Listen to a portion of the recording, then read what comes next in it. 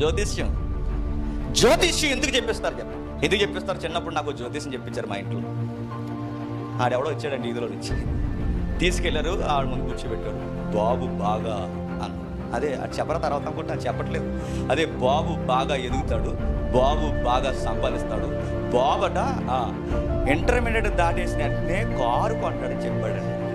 Car కన్నా inter పోయింది నాకు. జ్యోతిష్యం అనేది బాగా వినాలి. జ్యోతిష్యం అనేది ఈ మధ్యకాలంలో బాగా దాన్ని ల్యాప్టాప్లు ముందెట్టుకుని, మళ్ళీ ల్యాప్టాప్ ముందెట్టుకుని న్యూస్ ఛానల్లో కూర్చుని చెప్పండి మీరు ఏ రాసి అని అడుగు, చెప్పండి ఏం చేస్తారని ఏవేవో చెప్పారు. సమంతకి నాగ చైతన్య కూడా అదిరిపోతే ఫ్యూచర్ అని చెప్పారు. ఏమైంది అని అడుగుతున్నారు. ఏమైనా జ్యోతిష్యులు లేదు. మరలా మరొక మాట చెప్పనా, అలా ఉంటుంది ఇలా ఉంటుంది అని చెప్పిన ప్రతిదీ రివర్స్ జరుగుతుంది. ఎందుకంటే జ్యోతిష్యం అంటే భవిష్యత్తు ఎవ్వడికి తెలియదు.